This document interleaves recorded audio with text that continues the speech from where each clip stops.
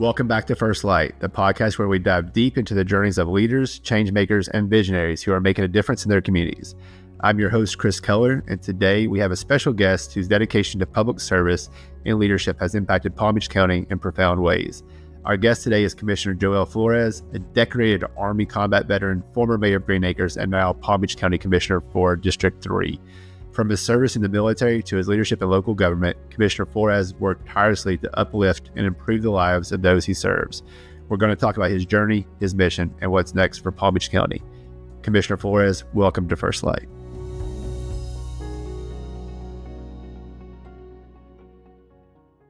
Joel, I want to thank you so much for being on First Light. I know I've gotten to know you over the last year or so and really just have such an inspiring story to share. And I wanted to share that with our audience. But before we dive into your work as a county commissioner, I'd love to start with your story, kind of what inspired you to take a journey into public service and what led you to all these great things that now you're accomplishing for Palm Beach County.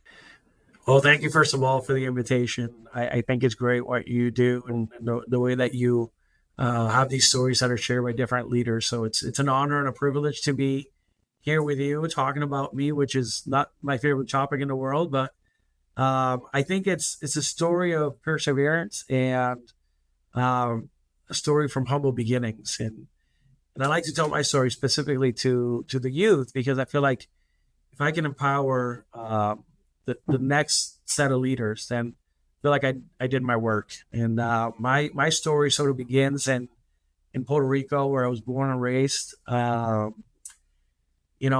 If I look back at that time in my life, I would have never thought I'd become the mayor of a city, and much less a county commissioner. So when we were, I think in 93, when I was 11, my parents got divorced, and my mom, wanted to take a risk in life, and she moved to the United States. We moved to Boston, where my grandparents lived. And at that time, we were living in with my grandparents in a one bedroom. My sister, my mom, and I all sharing a bedroom. So these are the humble beginnings that I talk about. To me, it was eye opening, and but it taught me so much about my mom and the resiliency. She was a teacher. She just retired as a teacher, and we made it on a teacher salary for a long time. And she continued to work hard. She went to school, got her master's degree. She was actually a thesis short of a PhD. I don't understand why she never finished that, but that's what she chose to do, and she loved teaching. I always remembered asking her, like, why don't you go into the administration side of the house and you can make a little bit of money? And she was always adamant that her goal in life was to work with the students, and she would never get an opportunity to do that as an administrator. And so I always respected that about her, that she put the kids first. And that's my humble beginning. It was always seeing my mom doing the right thing, putting the extra hours, correcting papers late into the night, working on her master's, working on her, her PhD. And so that sort of laid the foundation for my, the way I carry myself, my discipline, that can-do attitude. When you see someone, continue to persevere and work so hard, and, that's sort of my, as I look back, I just remember that. We would go to bed, she would still be there doing homework and, on the computer and typing things and doing research. And to me, that was important. So at that age, going through high school, learning a new language, and these are things that in the moment, as a child, you don't realize that your mom's working her butt off to make it. And you don't see the financial struggles that she was going through. As you get older, you look back and you realize it was some nights that we had tuna sandwiches for dinner. And by the way, I love tuna sandwiches to this day. But it's one of those things. It's like we come from humble beginnings.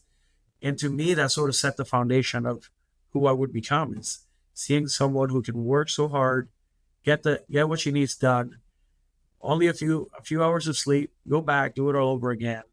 And at the end of the day, she was a great mom. So We share that in common. My mom was a sixth, seventh, and eighth grade history teacher, and she did it for 20 plus years. And, I remember for many years, I was in elementary school at her school. So she would drive me to school, drop me off at the kindergarten classroom. My kindergarten classroom was literally right below her, sixth, seventh, eighth grade classroom. And, growing up as a kid, they'd always say, instead of taking you to the principal's office, we're going to take you to your mom's room. Right.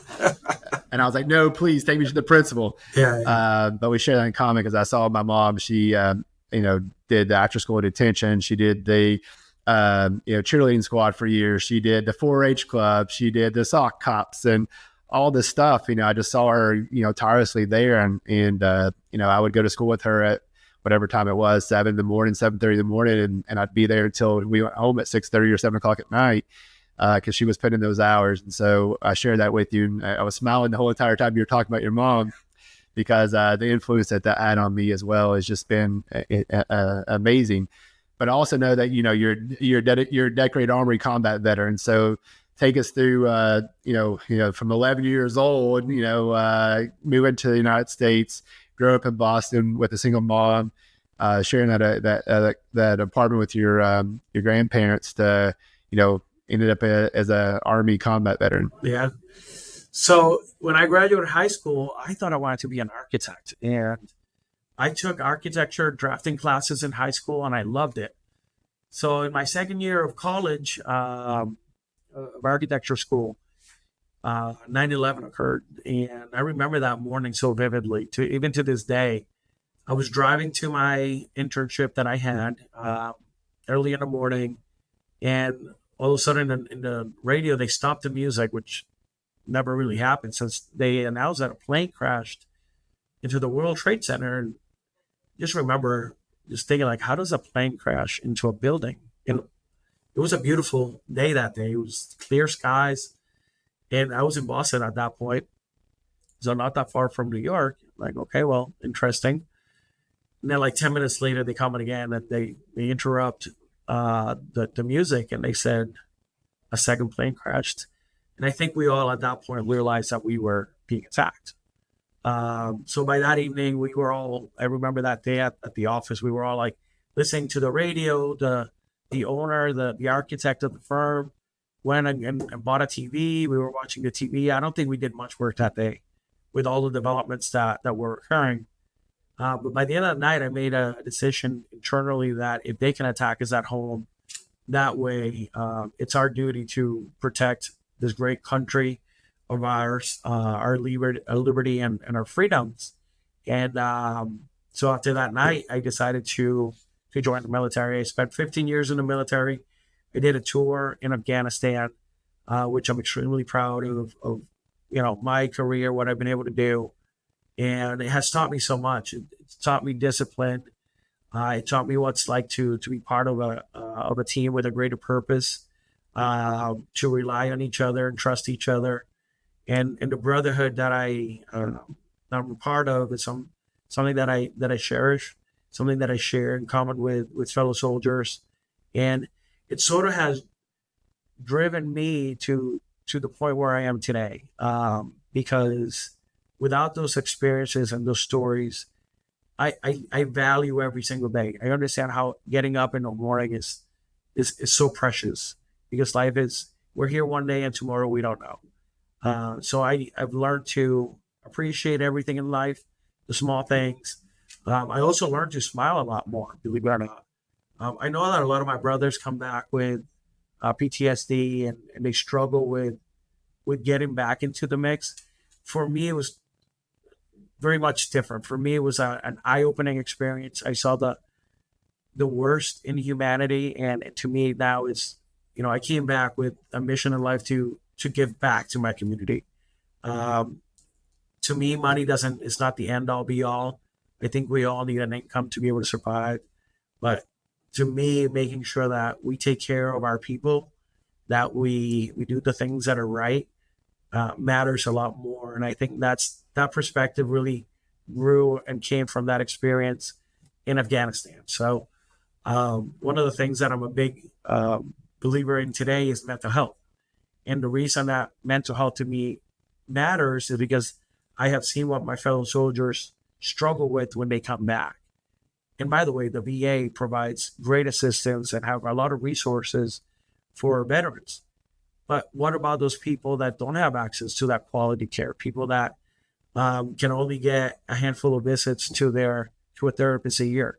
What are we doing to make sure that we help people out? Because, one thing about mental disorders or issues, you don't know when they're going to arise. You could be struggling because of a situation that occurred, because you lost someone, because, the stresses that we deal with at work. So we need to be able to provide these services, because you don't know when it may affect you, when it may affect your family members, or when it may affect your children.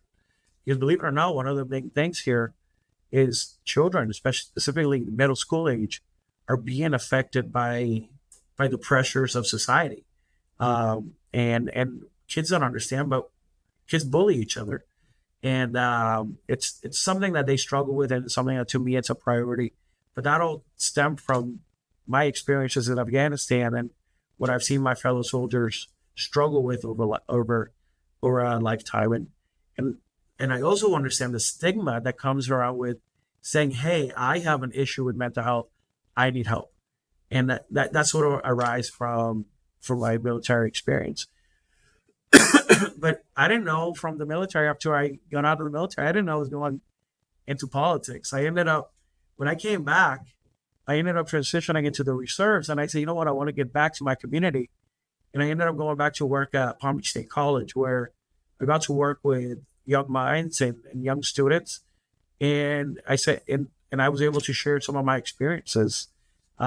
Somewhere in between when I left school at age of 20 to 28, when I returned from Afghanistan, I ended up getting my bachelor's degree. So very similar to my mom going to school at night, I ended up finishing my bachelor's degree, doing that sort of in the evenings. At that point, I had 3 kids.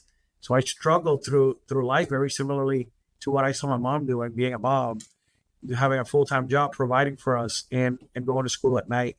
So I got the opportunity to go work at Palm Beach State. And that's the story that I tell kids at Palm Beach State, which, by the way, most of them are commuters. So it was very similar to me. I was, had a family. In the evenings I come to school. So that those experiences gave me an ability to be able to relate to what these kids are going through. So to me, that was my transition. It was military, Palm Beach State, working with young minds, helping them sort of choose that career path, and make them understand that there is no straight path to where you're going. There could be many different ways to get to where you want to go, as long as every single morning you continue to take a step forward towards the direction that you're going. And to me, that's important, because some people put that pressure on themselves that I have to get this done. I have to get this done. But then life gets in the way. You don't know what's going to happen tomorrow. You could lose a loved one. You could get into a car accident. You could choose to join the military like I did. And kids they put that pressure on themselves, and it's hard. And, having that ability to talk to them and relate to them, I think has been wonderful for me. Well, there's so much that you touched on, but I do want to talk a little bit more about mental health, because I know, we talked at lunch when we kind of got to know each other more about, my struggles along the way, but then, what I've done since. And I know, raising 3 kids and serving the military and school at night, and then getting into politics, there's a lot. So what are some of the things that you do to, manage that mental health, to stay on top of your game, so that you can show up every day for your family, for the citizens of Palm Beach County? Yeah. And that's a great question, because I think all successful people have that outlet where they relieve all the stress that we deal with, the responsibilities, because it can take a toll on people. For me, it's important that I make it to the gym or I go out for runs to be able to sort of decompress, let all that stress out. Also, it helps me think about things that I want to personally focus on, because a lot of these things that I do have to do with the community or the county, but I also need to be able to take care of my personal life, like everybody, I still need to renew my license. I got to do all different things that we all have to deal with. And that gives me that time, that headspace to be able to sort of clear all of the different noise that we're constantly grown accustomed to, and just sort of like focus on me personally. I was just in Tallahassee lobbying, and one of the things that while I was up there, I realized is that my time going to the gym has decreased. And one of the things that I came back with a mindset was I got to make more times for things that are important, because at the end of the day, it's my health.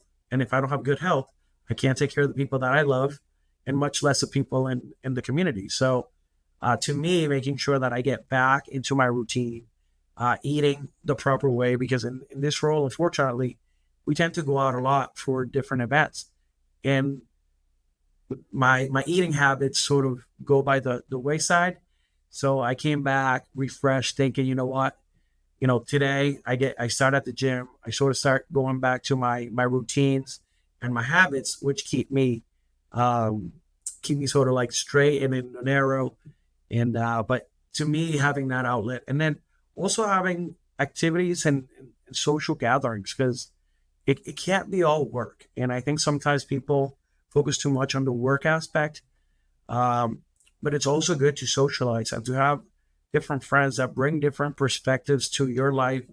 And it gives you that sense of community, sense of place with sharing. And for me, family is everything. Like my 3 kids, my niece, going to their sporting events, going to their activities. It's also something that's important to me. So it's a lot to balance and to juggle, but you sort of have to prioritize too your personal life. And I think sometimes people are, and I see it, they get burnt out because it's work 24/7. And you can't do that. If you want to be successful, you have to be able to balance your personal life, because that's what really brings love and value into your life. And without that, you're not going to be whole. I promise we wouldn't get into politics too much, but in my role of as an attorney here in Palm Beach County, as a part of the Palm Beach County Justice Association, one of the things that we do every year is we do go to Tallahassee to lobby, and it is quite the experience. And so I think there's some lessons to be learned about what it's like to go to Tallahassee and lobby. So obviously without going into too much of the politics of it, talk a little bit about that trip going to Tallahassee, what your role is there, what you're doing there, and what it's like to actually be in Tallahassee and lobby, because a lot of people probably don't understand it. They see TV, they read news articles, they see Twitter or X post or whatever it is, but they don't truly understand. And I don't think you truly can understand what goes on in Tallahassee or the U.S. government for that matter, unless you show up for one of those lobby weeks, and until you meet with those legislatures, until you kind of go through that process to see what's really going on up there. So I think that at the most basic sense, going to Tallahassee, and we were doing Palm Beach County days, is surely to tell our story, to tell the story of the residents and the misconception, right? So when we think of Palm Beach, we think of wealth. We think of extraordinary people that live here, have great houses. We have beautiful yachts out in the intercoastal.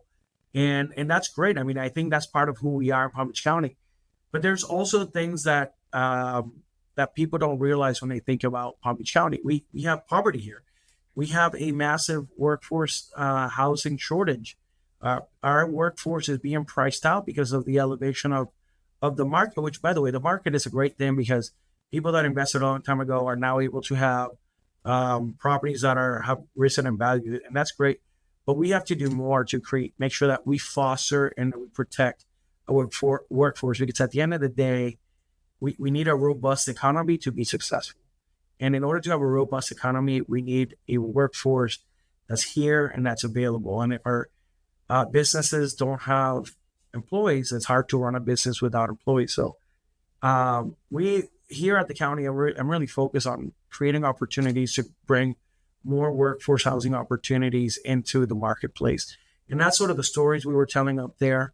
The state has many roads that interact with our local system.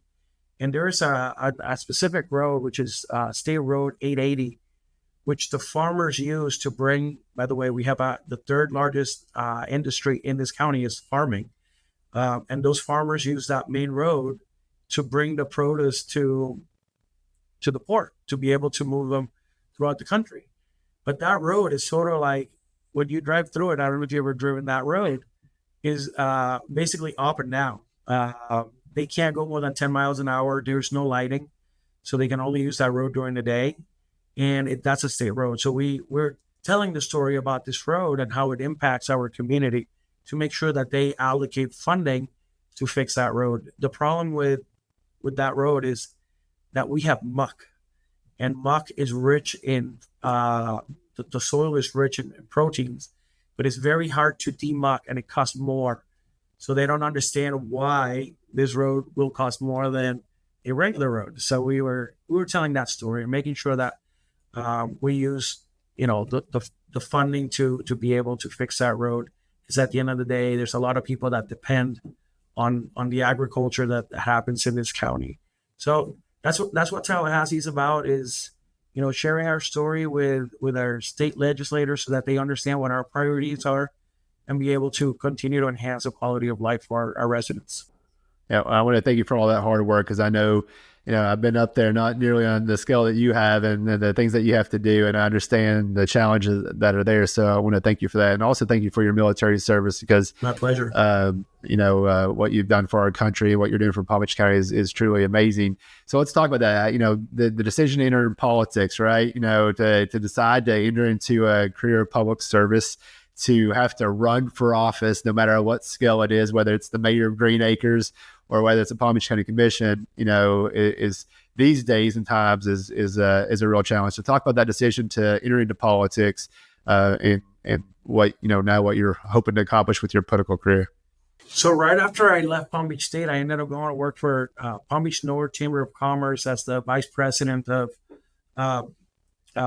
membership and small business development. And through there, they have a PAC, which is a political action committee, and basically they interview candidates. And the point of it is that they're looking for candidates that are going to be friendly towards the business community, to make sure that they continue to enhance the local economy. And when we were doing those interviews, at that point in time, I didn't know what a PAC was. I thought it was pretty cool that we got to interview these characters that were coming before us seeking public office. And as we were going through that first day of interviews, and I was looking at their resumes, and by the way, by that time I had already earned my master's degree, and I've served in the military. I was comparing my resume to theirs, and I'm like, if they do it, why can't I? And once I lost the fear of they're regular human beings who want to serve, if they can do it, why can't I? And I looked at the resume, and my resume was as good as theirs, if not even better. I decided to get involved. I actually ended up reaching out to a good friend, Commissioner David Turner, at that time, and I said, "Hey, Dave, what do you think about me possibly running for state?" I was thinking about running for state House of Rep.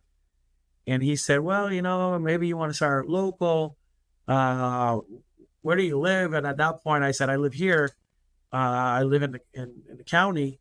He said, "Well, let's look at the address." And the address was actually Green Acres. But by the way, in my mail, it said West Palm Beach. So, but I actually lived in Green Acres, and I was coaching baseball and basketball right down the street in that Green Acres Community Center. I was like, "Oh, perfect, I'll get involved." So I started going to the council meetings, and I ended up getting on a planning commission board. And about a year later, the mayor, out of the blue, announced that he was going to retire. And I was like, "Well, that's interesting." And I was at the meeting. He just had made the formal announcement. After the meeting ended, he walked over to me and it says, "I want you to run for mayor." And I was taken aback a little bit. And I went home. I thought about it. I talked to my kids, and they said, "Oh, that's cool."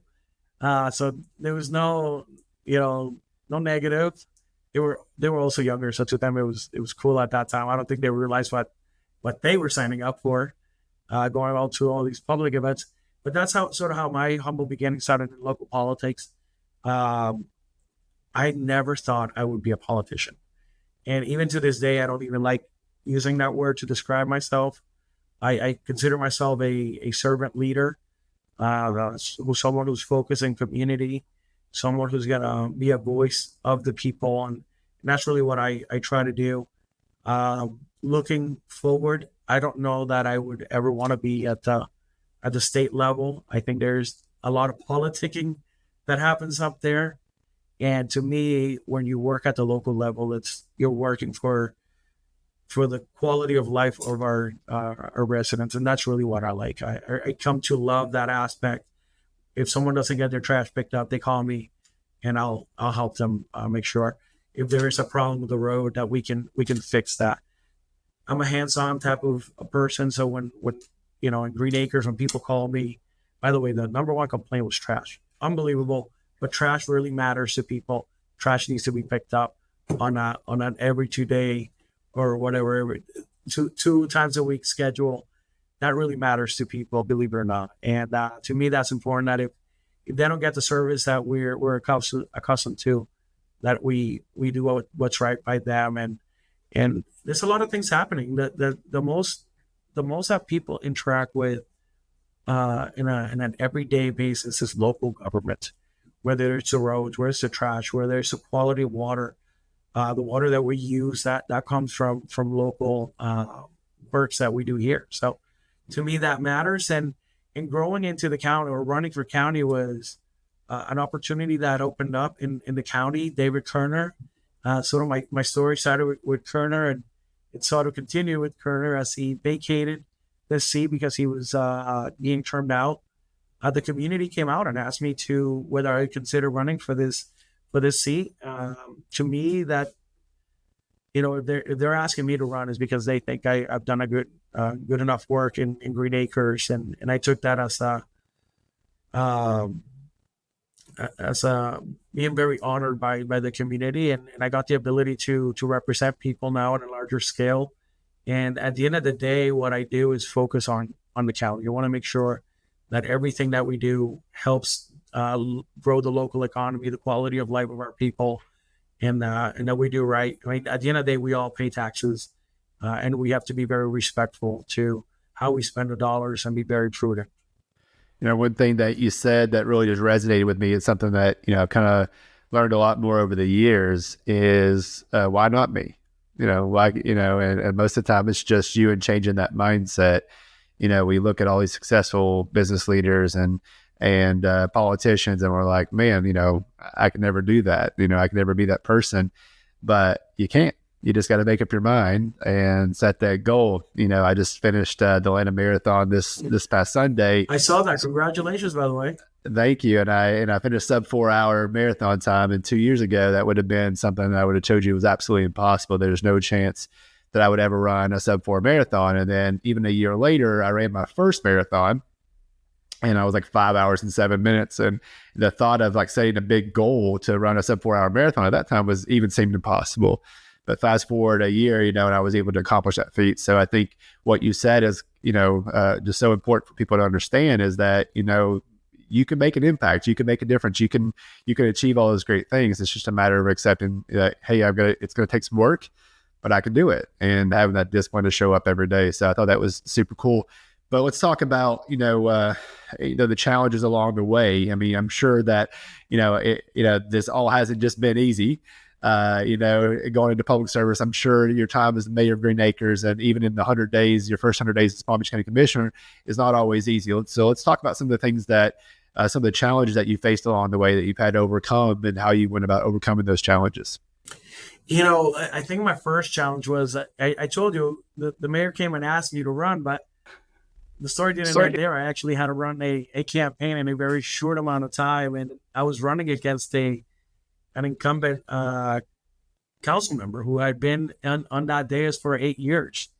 And I had to find that inner will to get out there and tell my story, because people didn't know me. I had a lot of support from the business community. I had been working with them. I also had a lot of support from a lot of friends that I had either coach, or a lot of the youth and the parents. So they saw me as someone who's very active with our youth. But I still had to go get votes, because at the end of the day, in order to get elected is votes. And telling my story, when I was running, I was 35, and I had braces. I had braces in my mouth, And I remember I would go knocking on doors, and people would ask me, "Oh, where's the candidate?" Like looking over my head, and I was like, "Yeah, it's me. I'm running." But once I told people, "Hey, listen, I'm very involved with the community, with our youth. I volunteer. I've served. I've been in the military for 15 years. I'm currently I work with small businesses at the Chamber of Commerce, and I was able to tell them my story. People were able to relate to me very easily, and they knew that I was a person that's embedded into the community. It's not someone that I just woke up one day and said, "Hey, I'm going to run today." No, I had already, put in a lot of volunteer hours, and someone who's done things that are selfless, and that comes from the military mindset. So every single day, I remember, Chris, I would leave work around 4. I made a deal with my boss. I said, "Can you let me leave at 4:30 so that by 5 I got my sneakers on, and I can go knock on doors for about an hour and a half, because it gets, around this time frame. By the way, we have municipal elections happening on Tuesday, March 11th, next week. And around this time, it gets dark early. So she said, "Yeah, you can leave every day at 4:30. I would hustle down to get my sneakers on and go knock on doors. And I did that for, must have been like 120 days straight. The only time that I gave people a break was during that Christmas break between like December 20th to like January 2nd. But everything after that, every single weekend, I was out there knocking, calling volunteers, trying to fundraise, trying to do whatever I had to do to be victorious, that March. And I think people related to me. I think they understood that I was what I wanted to come and do, that I was another person just like them, and that I would sell them out. And I think that's, they've been very happy with that, but that was a struggle. When I got elected, I got seen as the young kid on the dais because I was younger. And even to this day, I think people still see me as someone who's a little bit younger in politics. And I think we have this mindset that politicians have to be old, or older. And that's not true. I think what makes people great candidates is their life experiences, where they come from, how much time they have given back to the community, and also having a diverse, council or commission work straight. So having females, having people of colors, having people who have served, having people who are business owners, people who are from the nonprofit world. That's what makes a board great, when you have different people from different mindsets that come together for the betterment of our community. And I think that's something that sometimes I think we take for granted, is how we select the people that are going to represent us. And we have to be very prudent also. We got to do our homework to be able to elect people. You've worn so many hats, mayor, county commissioner, veteran, family man, everything that you've done. But let's talk a little bit about the leadership style, because especially in politics, right, when there's going to be people with left leanings, right leanings, maybe some people in the middle. But either way, as the mayor and sit on the county commission now, you're going to have to bring people together for the common good. So talk about how it is as a leader that you do that, because it's true in any organization, whether you're in politics, whether you're a CEO of a business, even if you're somebody lower in the business. Like, how do you bring people together for the common good to go out and make decisions? So talk a little bit about your leadership style and how you brought people together at the city of Green Acres to get things done for the city. So to me, I considered myself a servant leader, a person that wants to do the betterment for everyone. So I think that's something that's extremely important to understand. And the other part of this is I lead by example. I'm never going to ask anyone, and I think this is that military mindset, never going to ask anyone to do something that I'm not going to do myself. So I'm willing to roll up my sleeves. I'm willing to do the work. I'm willing to carry the torch, and I don't need credit for anything. The credit goes to the people that help me, and I think that's something that's very important, that you recognize the people around you and that you make them better. And to me, that's something that I've learned either through the military or by having either mentors or my bosses that I've had in the past. I've had some great bosses.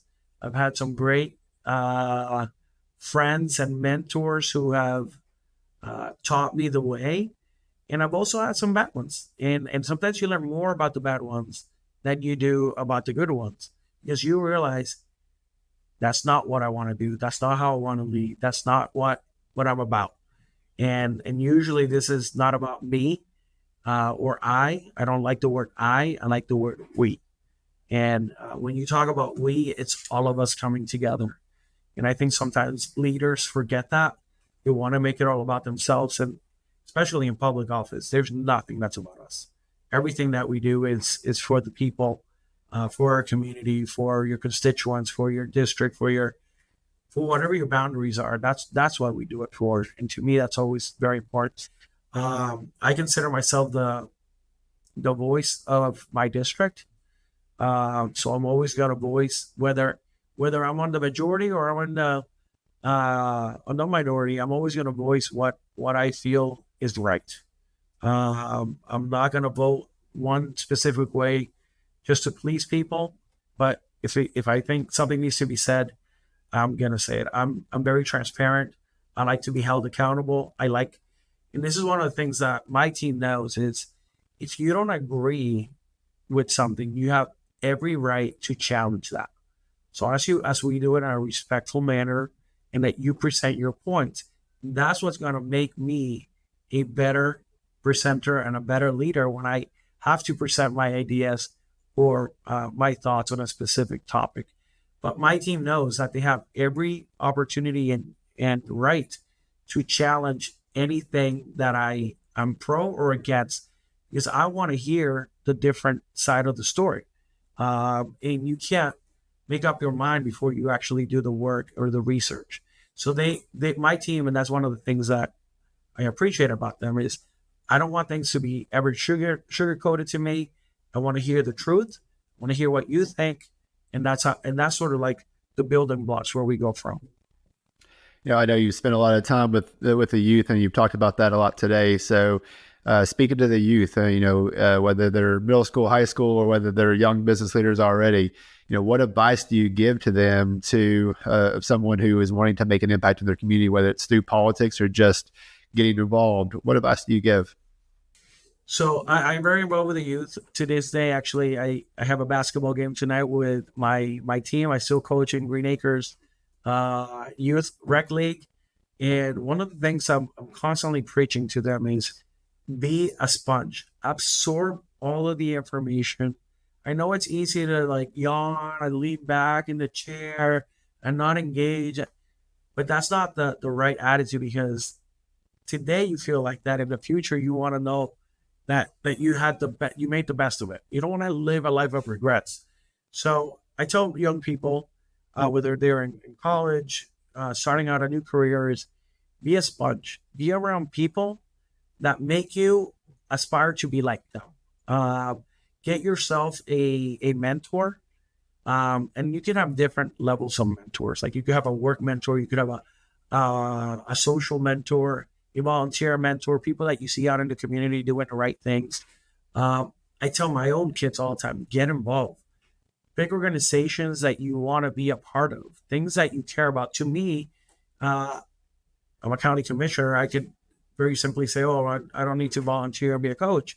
But that's not my approach. I still want to be involved. So I still give my time and I volunteer and I give back to my community because it's something that's important to me. So find what's important to you and align yourself with a nonprofit or an organization that will allow you that space to give back. That way, now you have your tentacles sort of in the community and you start hearing what other people are feeling. It gives you a different type of growth, and it's more like inner growth. And then you never know. Keep every opportunity, keep every door open. Don't burn bridges. Don't leave in bad terms, because you don't know who can be the next person that helps you 10, 15, 20 years down the road. Might have been that first boss that you had when you were 20. So just be a sponge. Uh, make time for things that are important to you. Dedicate to something and give back. Give back to the community because you and I didn't get to where we're at today uh, if it wasn't for T-ball coach or that basketball coach or the teacher or all of the things that when we were young, because I remember some of my biggest, people that I looked up to were some of my coaches. And to me, they said, when I realized that they didn't get paid, I'm like, wow, they're doing this out of the kindness of their heart. And that to me meant a lot that person took time out of their life to invest it in me to learn how to play basketball. But at that time, I was thinking they're teaching me how to play basketball, but in all reality, they were teaching me life lessons that I would be using for the rest of my life. And that's what when I'm coaching, I try to instill life lessons so that they take that with them. And that's why it made me, I think, a better person. Yeah, one thing I was going to say about that too is, is when if you do volunteer, you got to be engaged. It's not enough just to show up. You got to engage. So, I see it with my son's teams. I'm assistant coach with one of my other attorneys. We're the head coach, but we go and make it fun. Yeah. Right. We're playing with the kids. We're engaged with them. We're not just simply there just to babysit for an hour. Right. We're there to teach, show, make it fun, make it. So we engage. But so many times I've seen people who, yes, they're giving their time, but they're not engaged. They're just there. And so I think the other side of the coin to that is if you're a parent, be thankful for those people that volunteer. Yep. And help them because they also need a little bit of help. And, I think sometimes parents drop off your kids and they let them go. Be part of the process. Be there with the coach. Help. We all need that parent assistant. And that way we build better communities. We're all interactive. I remember back in the day when I was young, we all knew the neighbors in the street. I feel like nowadays, that's not happening as much. Like we're not resilient with the community. We help each other out. We're not when Mary Jane gets sick, do we bring them what she needs because she's sick and she lives alone? Or so we could do better. I think every single day we could do better. We could be a better community. We could help each other. We could give ourselves a lending hand. Get to know your neighbors. Get to know the kids running around in the street. Make sure that they're okay. I remember when you probably remember this, when we were young, we were out in the streets until like 9:00 at night, and our mom called us to come back in. I don't see that anymore, and that worries me. Yeah, me too. Exactly. That's how I grew up. I was truly raised by my community, right? My parents were there, obviously, but I was having dinner with other people around the neighborhood. By the time I got home, I'd already had 3 other dinners. My parents were like, "Why are you not hungry?" Like, "Why eat at these other people's houses?" My next door neighbor, a guy named Jerry White, was like a father to me. He was at my kindergarten graduation all the way through law school. He never missed one of my graduations and came and saw me graduate law school. And yeah, I worry about that as well. But last, you are having such an impact. You're leaving such a legacy. You've already done so much and accomplished so much. But what does that look like for you? What is that legacy that you hope to leave? Whenever that may be, whatever you decide to do next, or whatever. What's that legacy look like for you? And why is that so important? To me, it's not important. I think it's important that I do the work. But I guess what I would like my legacy to be is that Joel fought for his community, that he improved his community. He gave people a better economy so that they're able to thrive. That Joel gave back to the youth, that he empowered the youth to understand their untapped potential, that if Joel did it, you could do it too. And at the end of the day, that's my message. I like to go into the schools and talk to them. And I didn't even speak English when I was 11. Here I am leading a whole conversation with you in English. English is now the language I dominate the most. And if I did it, you can do it. I mean, if I persevered, you can do the same. And I think that's the message that I want people to understand from my story, and to know that every single day that I'm up here, I'm fighting for you. I'm fighting to make sure that we're enhancing the quality of life, and that we do it in a very respectful manner without wasting money, and we're responsible about how we spend our dollars, and that at the end of the day, the county continues to grow, and we have every single opportunity for our kids to go to school, to live in a great neighborhood, and that everybody has an opportunity. And that's what makes this country great, is that you can be anything you want to be in this country because of our freedoms. So that's what I fought for in the military, and that's what I'm fighting for here today, so that everybody can be whatever you want to be. It does require work, discipline, perseverance, and nothing. And I tell this to the kids all the time: nothing will be given to you. So you got to go earn everything. Well, I appreciate your time for me joining. I know you're very busy, so thank you for carving out some time to be on First Light and share your story. Hey, Chris, thank you so much. I really appreciate the opportunity, and I look forward to continuing hearing stories. Thanks, Joe. I appreciate it. Take care. See you, buddy. Commissioner Flores, it has been an absolute pleasure having you on First Light. Your journey from the military service to public leadership is truly inspiring, and I know our listeners have taken a lot of valuable insights from your experiences. Thank you again for your service, leadership, and for sharing your time with us today. And to all of our listeners, thank you for tuning in. If you enjoyed today's conversation, don't forget to subscribe, leave a review, and share this episode with someone who needs to hear it. As always, keep shining your light. See you next time.